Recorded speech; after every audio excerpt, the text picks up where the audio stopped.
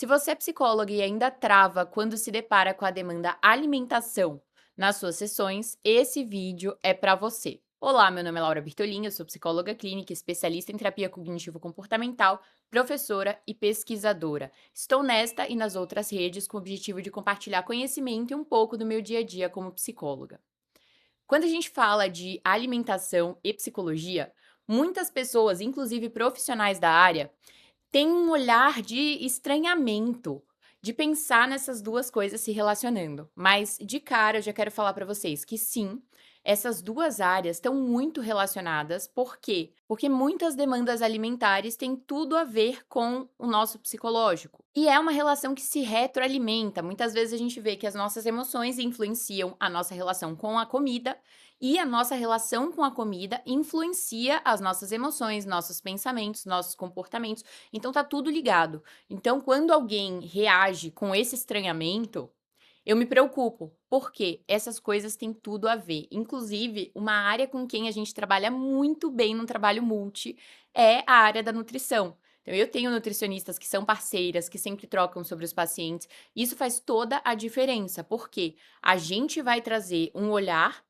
a profissional ou o profissional da nutrição vai trazer outro, e esses olhares vão se complementar. A gente vai poder promover o melhor tratamento possível para aqueles pacientes que estão acessando o nosso trabalho.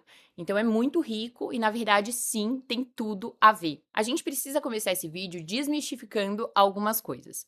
A primeira coisa é: não tem como nem perguntar sobre alimentação para os nossos pacientes. A gente precisa romper essa barreira. A gente precisa conseguir, numa sessão de avaliação, nos primeiros encontros com o paciente, perguntar como é a relação dele com a comida. Porque às vezes ele vai justamente fazer esse julgamento de que, nesse espaço da psicoterapia, esse assunto não entra, não cabe. E é um julgamento totalmente equivocado. Então a gente precisa entrar com esse tipo de assunto.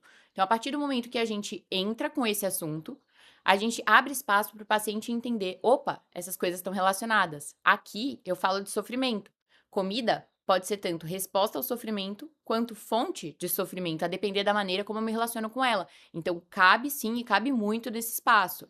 Então, a gente precisa desmistificar isso e perguntar para os pacientes. A gente precisa também entender os conceitos, né? Então, nem tudo é uma compulsão. O que acontece muito também é de pacientes chegarem no consultório e falarem: eu tenho compulsão.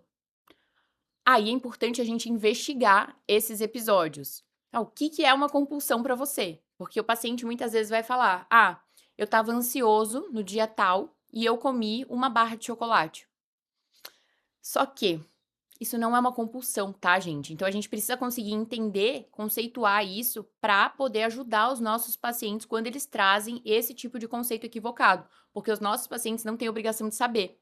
Mas a gente precisa conseguir psicoeducar os pacientes a esse respeito. Os episódios compulsivos, eles vão ter características mais específicas. Muitas vezes a gente vai ver a velocidade daquele comer diferente, né? Então vai ser um comer muito rápido, uma quantidade de calorias, assim, descabida. Então, essa pessoa vai fazer uma refeição de 3.000 calorias de uma vez. Ela vai comer super rápido um monte de coisa.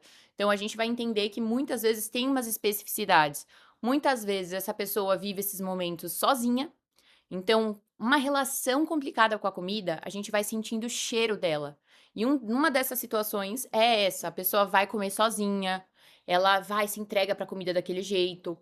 E a compulsão, muitas vezes, ela vem acompanhada de algumas emoções. Muitas pessoas relatam culpa depois dos episódios, mas existe um alívio muito grande no momento. Então, a comida, ela vem naquele momento como fonte de prazer, de alívio, muitas vezes de regulação emocional mesmo. Só que não demora muito para ela vir acompanhada de culpa. Tem pessoas que não sentem culpa. Tem pessoas que sentem vergonha, né? Mas a gente vê algumas emoções aí colaborando para o sofrimento dessa pessoa depois desses episódios. A compulsão também, necessariamente, ela acontece pelo menos uma vez por semana. E aí, esses pacientes que falam, né, eu tenho compulsão porque eu como uma barra de chocolate uma vez por mês, porque quando eu tô ansioso eu preciso disso. A gente psicoeduca. Por quê? É um exagero, é um episódio de exagero. A gente passa por algo que na psicologia a gente fala bastante, que é o comer emocional. É uma fome emocional. E o que é isso? É quando a gente tá mobilizado ali por uma série de emoções e a gente recorre à comida. Isso é uma compulsão? Não necessariamente. E todo mundo vivencia episódios de comer emocional. Então, por isso que a gente tem que ficar atento, porque eu não posso chegar no meu paciente como se isso fosse um grande absurdo. Acontece. A questão é que, quando esse comer emocional é a nossa única maneira de regular as nossas emoções, a gente faz isso sempre, aí é um problema. Mas se você falar pra mim, eu fiz isso aquele dia que eu precisava. Acontece, nada mais humano do que isso. Mas assim, se isso acontece com frequência, se você não tem outros recursos para amparar a sua regulação emocional, é aí que mora o problema. É aí que a gente vai agir, fornecendo recursos para você adotar que efetivamente regulem as suas emoções e não só a comida, sendo que este até então é o único recurso que você utiliza. Existem alguns fatores que podem colaborar para uma compulsão acontecer. Dentre eles, dietas restritivas. Não é novidade para a maior parte das pessoas que dietas restritivas podem ser muito danosas. E fato é que muitos transtornos alimentares se iniciaram aí a partir de dietas restritivas sucessivas. Por quê? É difícil a gente sair ileso de uma dieta que faz com que a gente demonize alguns alimentos, com que a gente categorize alimentos entre bons e ruins, que a gente pense o dia inteiro em comida, calcule o dia inteiro o que a gente pode comer ou não, que a gente fique num déficit calórico muito grande, porque isso por si só já colabora para o nosso sofrimento. Então, tudo isso vai causando estresse na gente e pode precipitar episódios de compulsão. Então, a compulsão alimentar, muitas vezes, ela é precedida, sim, por dietas restritivas, seja a nível de calorias, seja restrição de alimentos, seja um mega jejum que a pessoa decide fazer. Outros fatores também ajudam, como a pessoa não ter rotina estabelecida. Então, ela passa o dia inteiro em casa assistindo televisão. Essa é uma cena bem comum e é bem convidativa mesmo para esses episódios. Além disso, se sentir sozinho, a gente já vê que pessoas que se sentem mais sós, elas tendem a recorrer à comida dessa maneira. Estresse, assim como TPM para as mulheres, quem nunca, né? Ganho de peso, então se perceber tendo ganhado peso, esse também pode ser um fator a levar aí para a compulsão. E um ponto interessante dessas dietas mais restritivas é que elas colocam esses pacientes, essas pessoas, num olhar tão rígido com relação à própria alimentação, que a partir do momento que eu restringo muito, eu não posso sair disso que está estabelecido na minha dieta. Quando eu saio um pouquinho, eu penso: "Quebrei toda a regra, eu saí totalmente da curva". Então eu entro no modo 8 ou 80, que é: já que eu não consegui fazer perfeito, então deixa pra lá, eu vou chutar o balde, eu vou comer tudo que eu quero comer agora mesmo. Então entra nesse movimento. Então as dietas podem ser realmente muito prejudiciais nesse sentido, dietas muito restritivas, né, faço esse parênteses. Algo muito interessante em trabalhar a consciência é perceber que cada vez mais a ciência vem caminhando para um olhar transdiagnóstico. E o que significa isso? Significa que cada vez mais a ciência vem caminhando para entender que existem demandas que a gente pode trabalhar de forma X, mesmo que envolvam transtornos diferentes. E esse é um pouco o caso dos transtornos alimentares hoje. E eu falo tudo isso para vocês hoje amparada nesse livro aqui, que inclusive eu indico demais para vocês, porque eu gostei muito, que é o Vencendo a Compulsão Alimentar. Ele é um livro novo e, nossa, livraço, gente, livraço. E eles vêm com essa abordagem transdiagnóstica. Eles explicam sobre os transtornos alimentares, só que eles propõem essa forma de trabalho.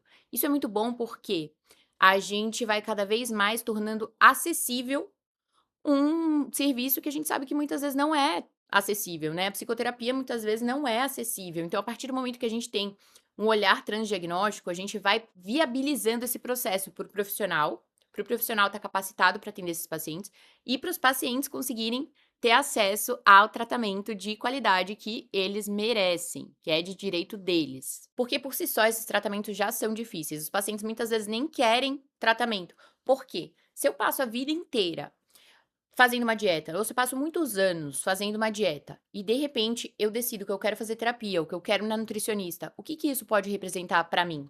Uma ameaça. Nossa, eu vou engordar. Então, se eu for na terapia e ela falar para mim, para de fazer dieta, eu vou engordar.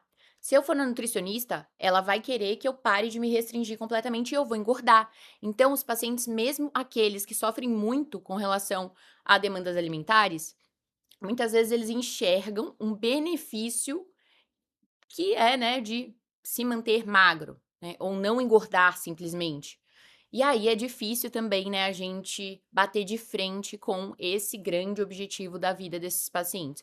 E hoje em dia a gente sabe, nesse mundo em que as redes sociais cada vez mais vêm amparando, né, os discursos, nessa ideia de magreza, magras, magras, magras, fica muito difícil também. A gente está nadando contra a maré. Quando a gente pensa em criticar as relações que foram desenvolvidas com a comida ao longo do tempo, as relações que são incentivadas pela mídia com relação à comida, a gente está caminhando contra a maré. Então, é um trabalho muito difícil, é desafiador, mas ao mesmo tempo é super importante que a gente traga esse olhar, porque a gente vem observando, e eu sei que você que está me assistindo vem observando também, na mídia, esses discursos mudando completamente, né? Então, de tempos em tempos, esse ideal da magreza, ele dá um boom, falas, memes surgem, e isso é muito adoecedor para mulheres e para homens, tá? Porque isso também é subnotificado, a gente não sabe. A gente não tem noção de quantos homens têm algum diagnóstico de transtorno alimentar. Então, é muito complexo, gente, de verdade, mais do que parece. E se vocês soubessem como é comum demanda relacionada a comportamento alimentar na clínica, é muito comum, muito comum. Sim, eu diria que 80% dos pacientes vão trazer alguma queixa alimentar durante o processo de terapia. É muita gente, pelo menos os meus, assim, gente, é muita gente. E muitas vezes isso vai vir de uma forma sutil e a gente vai precisar pegar nas entrelinhas. Então, por exemplo, o paciente trazendo comportamentos compensatórios dele. Ah, e eu comi churrasco, então eu fui pra academia e fiquei 3 horas na academia. Ah, e quanto tempo geralmente você fica? Ah, eu fico 1 hora. Comportamento compensatório. Isso não é saudável, isso não tá interessante, a gente precisa entender esse comportamento acontecendo, a gente precisa conversar sobre isso. Outra coisa, eu tive um aniversário, eu comi 3 brigadeiros, aí eu decidi: "Não, vou fazer um jejum de 16 horas, porque aí eu desincho desse brigadeiro", comportamento compensatório. Então a gente precisa estar atento a tudo isso, porque muitas vezes vem, assim, nessa sutileza. A pessoa falar: "Não, eu tô inchada, então eu tomei um laxante", sem necessidade nenhuma, tomei diurético, sem necessidade nenhuma. São pontos de atenção pra gente. Então, por isso que o clínico precisa ter um olhar aguçado, ele precisa não ter vergonha de perguntar, porque a gente precisa explorar esse tipo de temática com os nossos pacientes, porque todo ano muita gente morre por conta de sofrimento com relação às demandas alimentares, então não tem como a gente não entrar nesse assunto. Então, esse livro é um livro que eu gostei muito, que com certeza a partir de agora, pacientes com queixas com relação à alimentação, compulsão alimentar, exagero alimentar, eu vou olhar nesse livro, porque eu gostei muito. Ele é um livro muito rico, eu vou ler para vocês até o sumário para vocês verem. Eu já li uma boa parte dele. Fala, primeiro capítulo é compulsão alimentar, depois problemas alimentares e transtornos alimentares, que é aquele que eu falei, em que eles explicam cada um dos transtornos. Sobre quem come compulsivamente, como é o perfil dessa pessoa, o que a leva a comer compulsivamente, aspectos psicológicos, sociais, físicos, o que causa esses problemas de compulsão alimentar e vício, o tratamento, cada etapa do tratamento, inclusive imagem corporal, resolução de problemas, alternativas à compulsão alimentar, alimentação regular. Tem outros pontos. Então, assim, tem algumas coisas que eu critico no livro, mas são detalhes, assim, coisas que realmente, particularidades que pra mim não fizeram muito sentido. Então tem uma parte que eles falam de IMC, e aí, assim, a gente sabe que o IMC, mesmo que muita gente use ainda, que ele já caiu por terra, enfim, que ele não traz uma métrica que faça sentido a gente se amparar, né, mas o livro ainda traz. Mas, num geral, o livro é muito bom, muito atualizado, muito rico. Eu gostei muito mesmo. Então é esse, Vencendo a Compulsão Alimentar. Aprenda por que você come compulsivamente e como parar.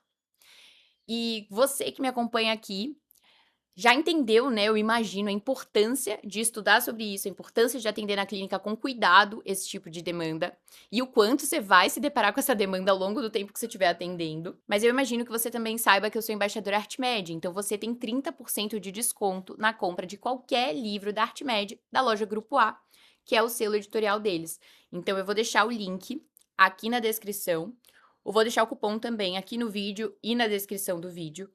E se vocês tiverem alguma dúvida, quiserem fazer algum apontamento, algum comentário, deixem aqui. E não esqueçam também de se inscrever aqui no canal, que toda semana a gente tem novos vídeos. É um prazer estar aqui com vocês.